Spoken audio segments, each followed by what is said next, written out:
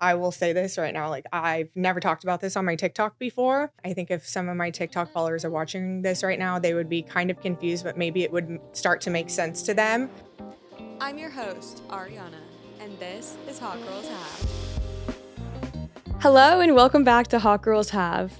Have you been through incredible hardship? Have you wondered how to truly move on after loss? What's it like to be a single mom by choice?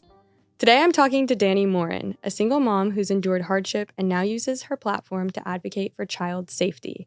We'll be talking about grief, recovery, and embracing single motherhood. Dani, welcome to the show. Thank you so much for having me. I'm so excited to be here. I've been peeking at the podcast, the clips on in the reels, and I'm like, she's got it together. I was learning a few things too about some exercise, doing something that I love. Yay! About charcoal toothpaste. Yes, ma'am. Well, and you are our first guest to have these gorgeous. Can we just view right here? Yes, we're so excited about these. They're gorgeous. So what are they even called? Mic covers. Mic covers. Snazzy little mic covers. Okay, yes. So, all right, let's just jump right in. If you're comfortable, we would love for you to just begin by sharing your story.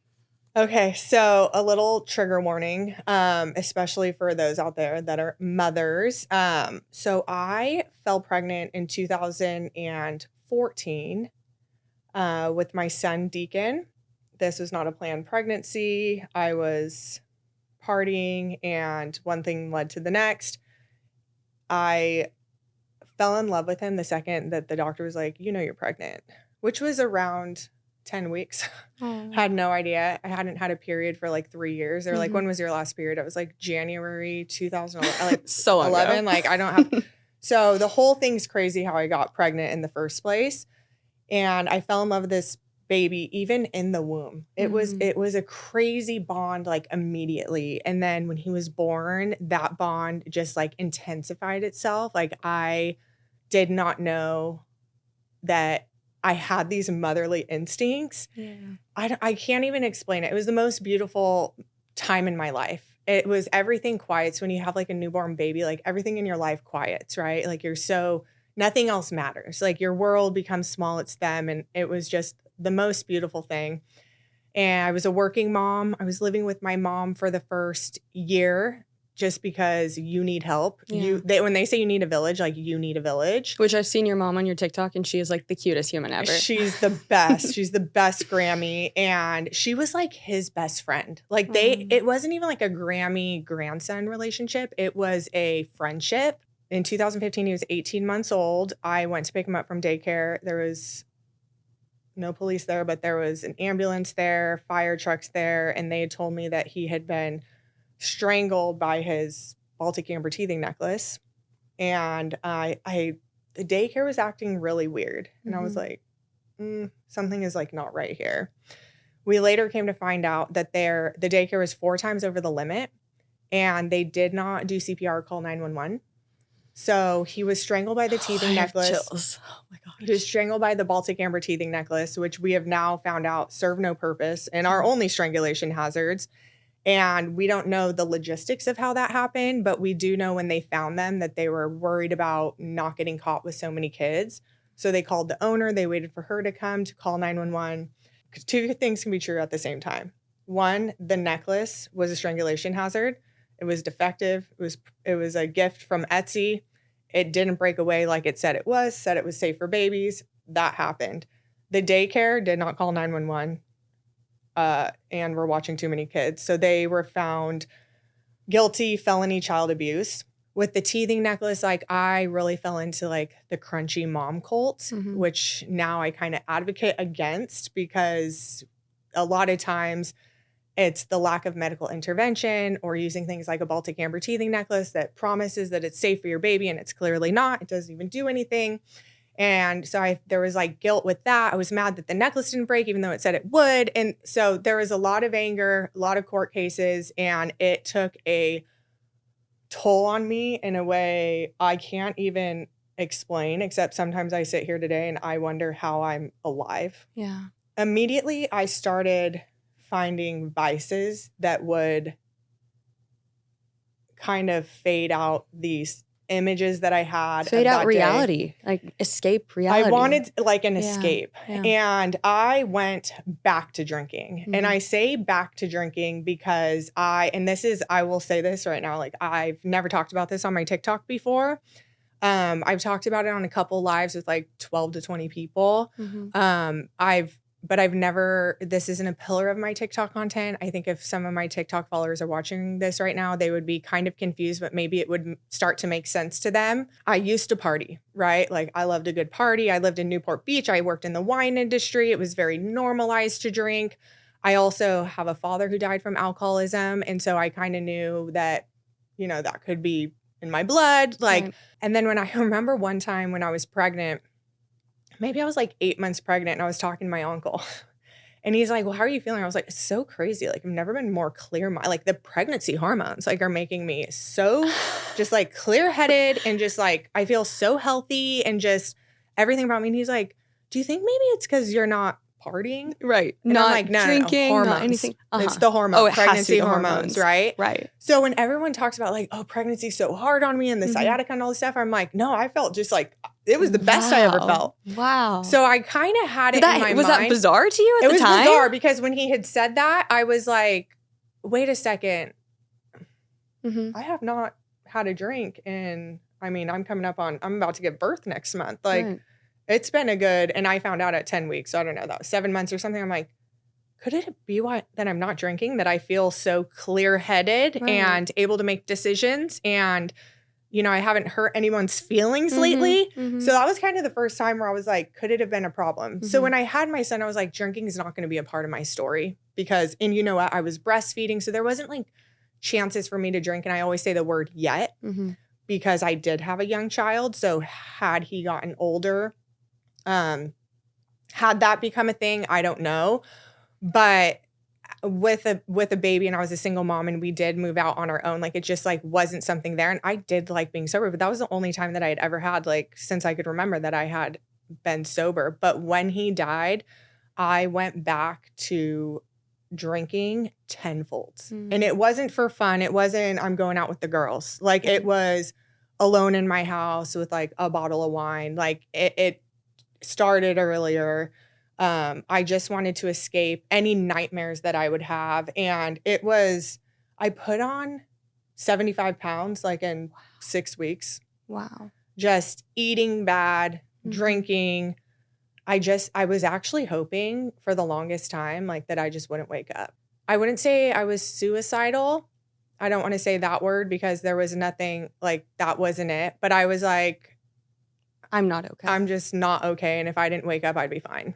At what point did you realize that you were using alcohol as a coping mechanism? So, you know, the doctors had prescribed me also medication for anxiety and for sleep and for, you know, antidepressants. And you could not drink on those. It makes it 10 times worse, which like, I didn't care, you know? Yeah.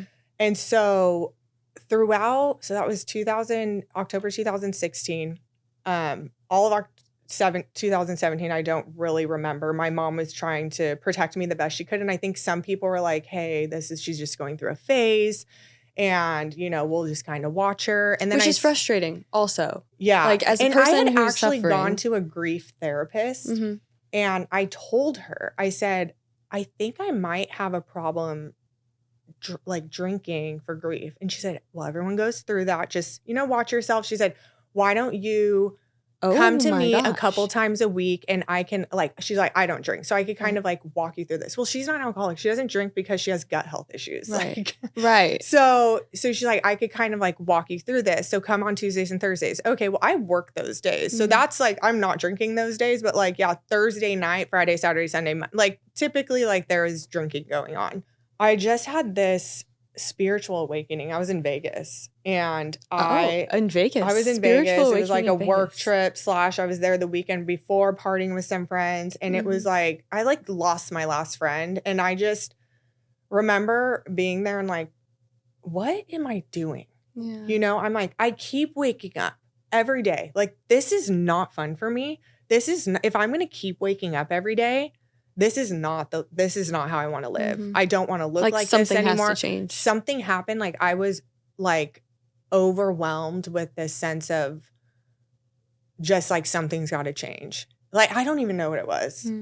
I say spiritual awakening. And so I called my mom up and I was like, Mom, I said the words out loud. And I always tell, once you say these words, you cannot take them back. I said, I think I'm an alcoholic. And my mom kind of was like, she's like, okay. But I know in her mind, she was like, no shit, Sherlock. She's been, and my mom's like, we're going to get you the help that you need. Like, I'm going to hand the phone. She'd been praying for this. Yeah. And she's like, no worries. Like, we're going to get through this. I will find you a place to go. Like, let's talk about it. I got some numbers to call. Like, she had already kind of done some research, but this really had to be my thing. This really had to be something that like I wanted for myself. So I went to a treatment center right smack dab in the holidays. So it was right after my son's, what would have been, so November 6th is my sobriety date. I have 5 years. So I went to this treatment center and I just remember walking in being like, I'm the biggest embarrassment to my town, to my friends, to that I'm here, right? Like, that's what I felt like, that I've come to a rehab, and this is so embarrassing. Like, I feel sick to my stomach, and right smack dab in the holidays. So I missed Christmas, I missed Thanksgiving, I missed everything. But looking back at it now, that was a teardrop in the ocean, which is my life. Yeah. A small little pin drop of like something that I did for 2 months. But at the time, I was like, people are going to find out I'm in rehab. And I'm going to be that girl from Rancho Cucamonga, from Newport Beach, where I was like living at the time, who had to go to rehab, and it was like so embarrassing. And now I look at it and I'm like, I built multiple, all these things. I built multiple businesses. I advocate. All of these things have happened all because of that like super embarrassing thing that I was, and I don't think people look at me as, well, I don't even think a lot of people know. I was going to say, I don't even think some of my hometown people know. I would think that people have to sit back and be like, something happened. I can't put a finger on it, but she did something. Maybe some good therapy. People that know, though, know. People that are also in recovery are like, that's a girl in recovery. But I had to learn to grieve again without alcohol. So tell me about that process. So I was in treatment with women that I don't know, going through their own things. And I'm like crying every night. And I don't have the people that I want around me. Like, I didn't have my mom there. Like, I didn't have like my friends had left me. And like, all I had was like a journal and this therapist. And I'm crying and like not being comforted. They have their own thing, and they're, obviously there's a lot of talking and a lot of therapy going on, but I really was like internally grieving my son for the first time without alcohol. I started drinking the day we got home from the hospital. So his incident happened on October 5th. We were in the hospital until October 10th. He was declared deceased. And then I donated his organs to other children. So they were till the 13th. And then like the 14th, I was like, I can't do this. Yeah. I'm back home. Like, this is weird. I started drinking wine. And then I wasn't someone at the time to just go drink wine. So, and that just kind of was like the downward spiral effect. But yeah, learning to grieve on your own in a strange place with a twin bed. And it was, you got to do chores there and clean toilets and stuff. And I'm just like crying, but I got through it and I had really good therapy. I found a therapist. She worked at a different treatment center. I don't know how we were connected. Somehow I got connected because she did like some grief and worked with alcoholics. And I've been with her for 5 years. My insurance is not covering me with her anymore. And I was like, we're in too deep. I'll pay what you want me to pay. But You're stuck with me for life. I just because we've like, she's been through all of these. She knows you. She knows me. So, and I feel like it's so important to find a good therapist. So I work a program of recovery. I have a sponsor and I have a group of women who I know that at any given time would be there for me. It's been such a blessing getting into a recovery group, especially the women. Yeah. and just walking through all of that and every year something else. I thought year 1, I was like, I know everything there is to know about alcoholism. I'm sober girly. Year 2, I was like, this is hard. Now I'm a big girl. I got to figure out other life issues. And, I would say now it does not even faze me. You could be taking shots right now and I'd be like, wind it up. You go, girl, have fun, Yeah. But it does not faze me at all. I would never even think of, and I could look back on times that it was fun, with like bachelorette parties. Oh my God, we had so much fun at this club. But I've now gone to a Vegas club without drinking. And I'm like, that was the funnest time. Like, I've never watched the DJ like that. Like, I've never felt the music. I'm like, I feel music now. I go to country concerts and I'm like crying because I like feel music. You go to country concerts to drink and like chug Bud Lights, Right. So now so it's just life is, I always describe it. I was walking in this like dark cloud. Mm-hmm. It was this dark cloud. And I was just getting through life and everything. I would tell you, it could be the sunniest day outside, but to me, it was gloomy. And I'm explaining it exactly how like I felt every single day of my life.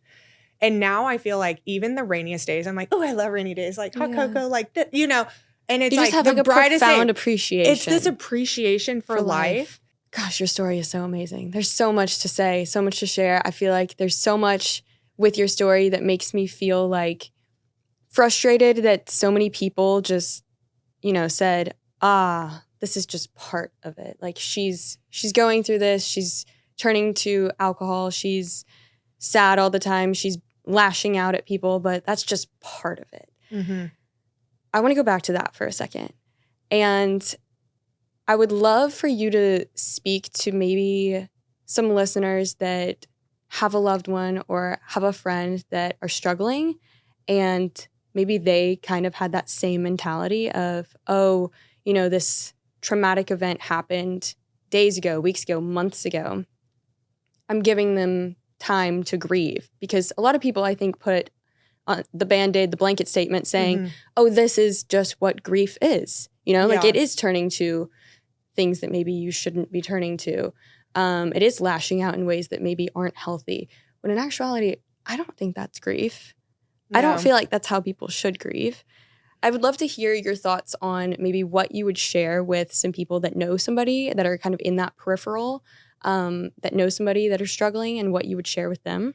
I think that my friends did try to help me. Mm-hmm. There was a lot of conversations, I think, on the outside with my mom and my sister and my family about like, we're really worried for her. And I just think that there was no rule book. No one knew like what to do. And I think everyone was hoping like, she'll come out of it, when in fact it was getting worse. So I think that people did. But what I would always say is, when you're grieving, find a grief group of a couple people that you fit with. And you may have to go to multiple grief groups.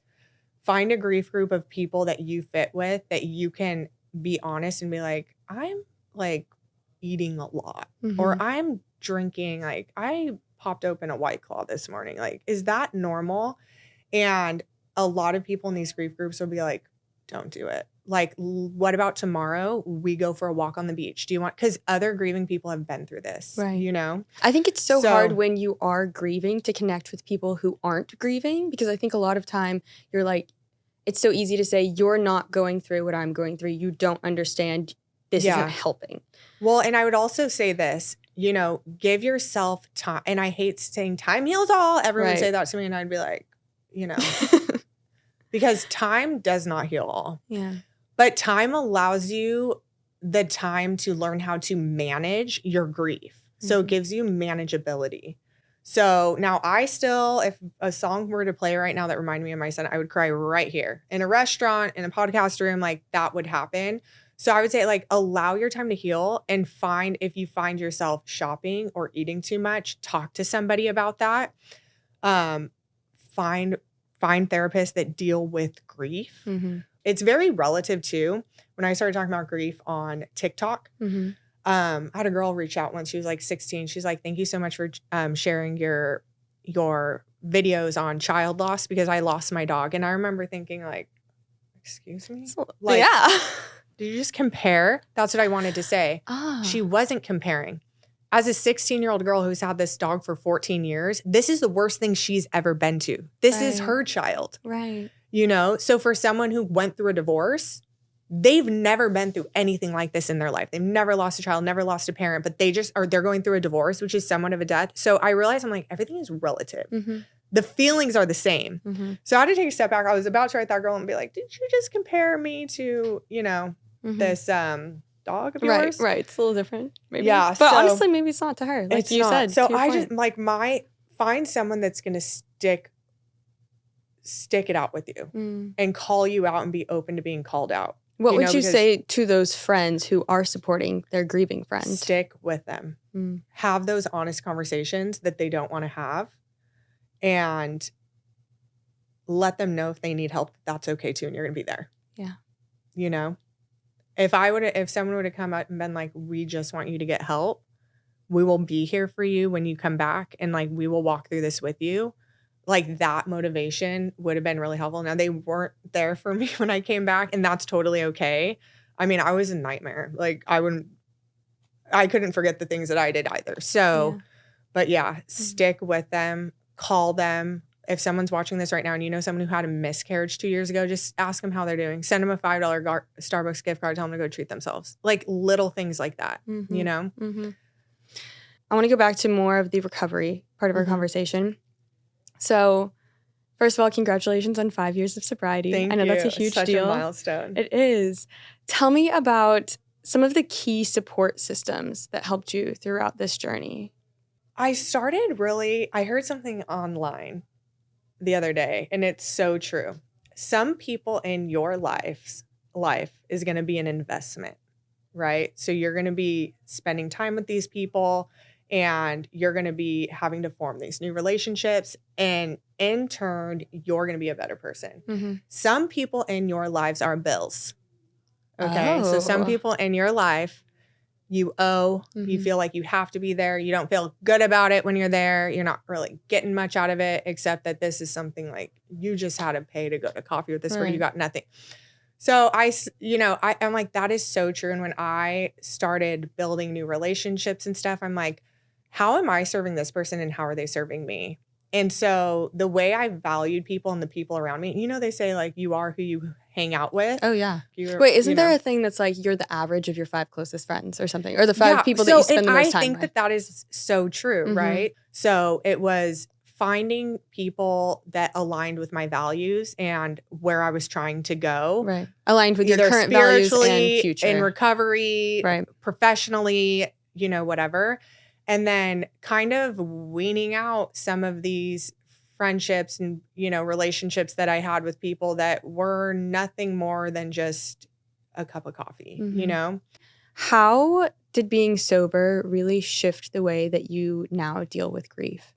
So I now take the time. I think immediately if I started feeling like feelings coming up, I would like go for a glass of wine and like take that edge off. And well, if you're crying, then it's okay because you're drinking, and now I definitely allow myself to cry.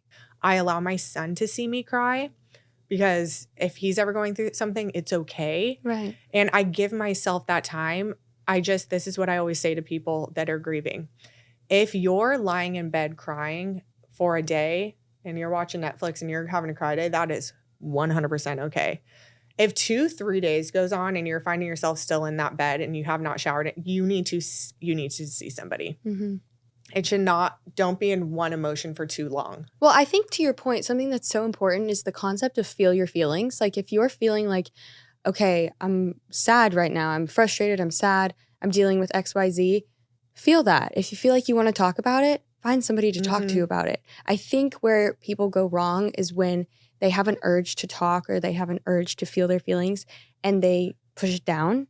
Yes. Pushing it down, it just never ends. Never ends well. Never ends well. Yeah. Which I think I did too. Like I'd push it down with alcohol and I just didn't want people to know how bad it was. And I love that people would see me out or doing something like, oh, she's doing good. I liked that, right? Yeah, like I am doing good. Like, no, you're not. Right. So with TikTok, I'm very vulnerable in those moments because I realize like with TikTok, sharing my grief story sharing all my different stories has built these different communities.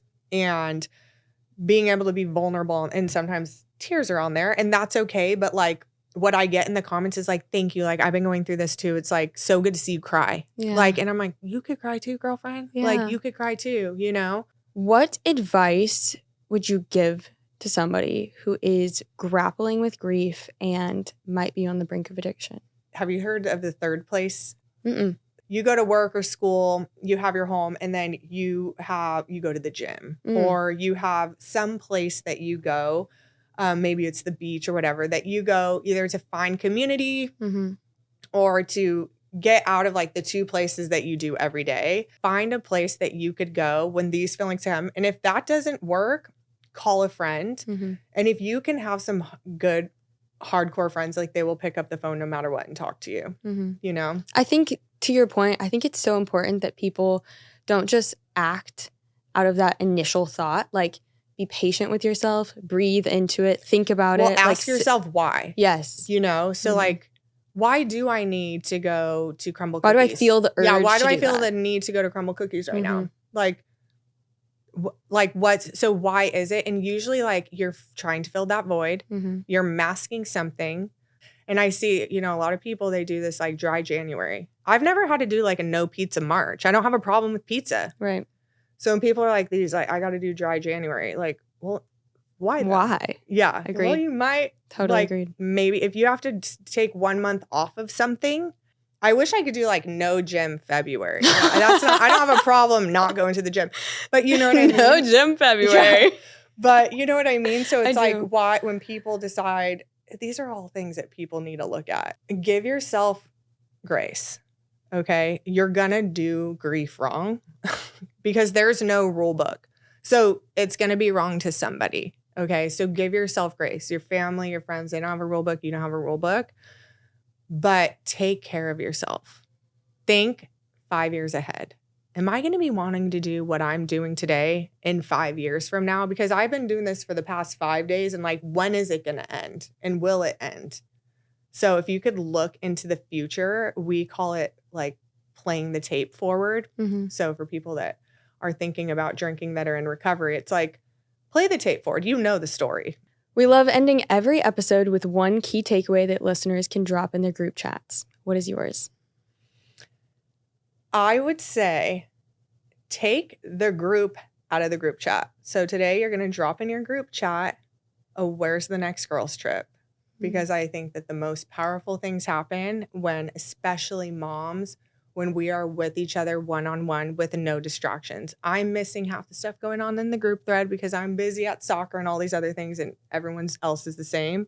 But put something on that calendar, 2 days in Palm Springs, get your girls together and like have those emotional conversations, and you will feel revived. I love nothing more than a weekend girls trip. I love that. Yeah. Dani, thank you so much for your courage, for your openness in today's conversation. I know that it's going to be valuable to so many people. Thank you. Thanks for having me.